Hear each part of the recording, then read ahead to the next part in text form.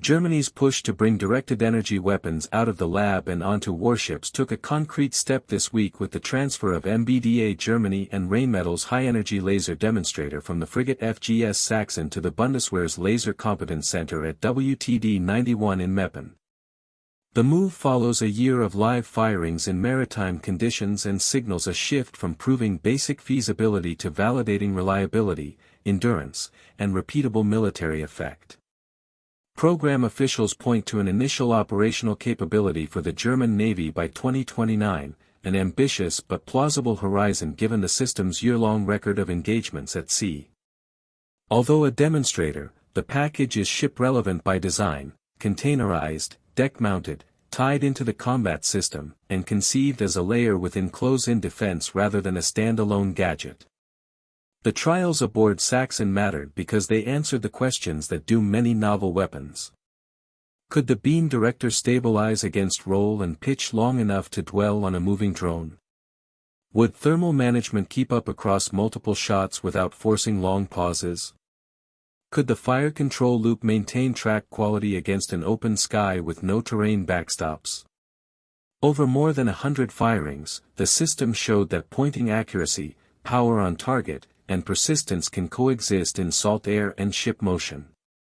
It is not a trivial achievement. At sea, every minor vibration multiplies at the aperture, and even clean atmospheric paths fluctuate with humidity and turbulence.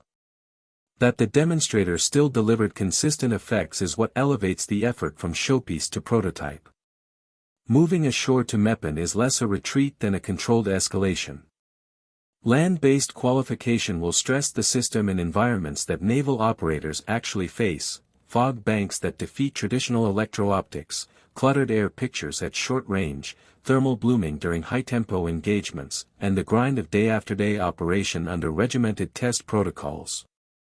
Engineers will pay particular attention to acquisition and handoff between sensors and beam director, the quality of aimpoint selection on small composite targets, and the maintenance rhythms crews can expect on deployment. These are unglamorous questions, but they determine procurement schedules and whether commanders trust the weapon when the console lights flash. What gives the laser its strategic appeal is not merely technical novelty but economics. Drones and loitering munitions have shifted the cost curve against defenders, saturating traditional close-in weapon systems and forcing navies to spend precious interceptors on inexpensive threats.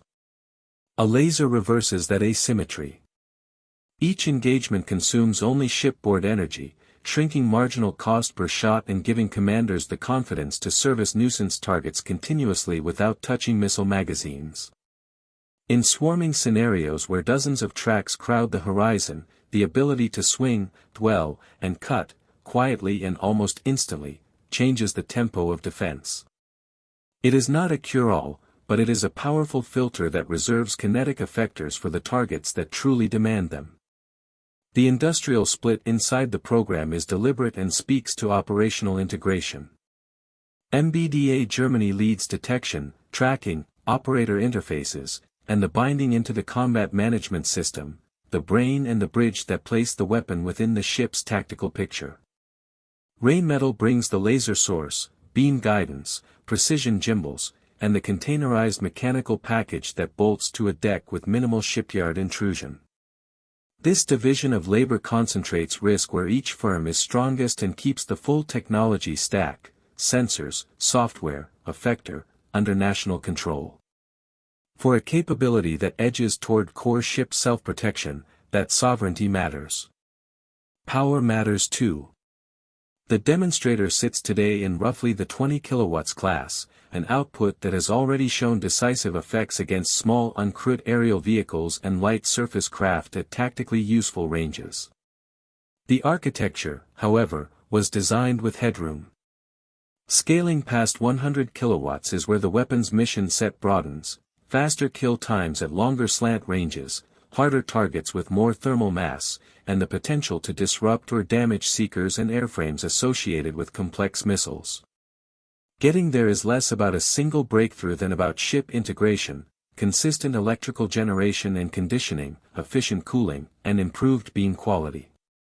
Those are naval engineering problems as much as they are laser physics, and solving them is a hallmark of programs that actually field. Because the weapon engages at the speed of light, doctrine will evolve around dwell strategy and aimpoint science. Operators will not think in salvos but in seconds on target, using software aids to prioritize vulnerable components, rotor hubs, control surfaces, optics turrets, and seeker windows. The ability to deliver reversible effects, such as sensor dazzling or structural weakening short of detonation, adds nuance to rules of engagement in congested waters. At the same time, power management becomes a tactical variable. Command teams will juggle radar modes, emissions control, and energy allocation to keep the laser ready without starving other ship systems. The result is a more elastic defensive posture in which the ship's energy budget is part of the fight. Procurement timelines reflect measured confidence.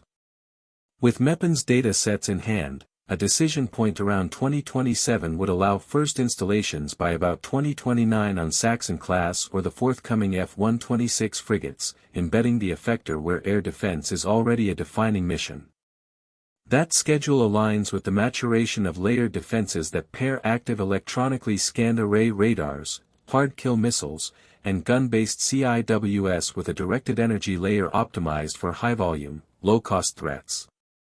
The German Navy would join a small cohort of fleets transitioning lasers from demonstration to doctrine, and the lessons learned will reverberate through training pipelines, maintenance regimes, and logistics chains. Skeptics will note, rightly, that directed energy programs have a history of promise outrunning practice.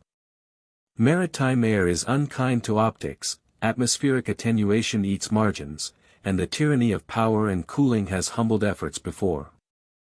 The difference now is the accumulation of incremental fixes, better beam control, more efficient solid-state architectures, smarter thermal pathways, and control software that treats the laser as one more node in the combat system rather than a science project.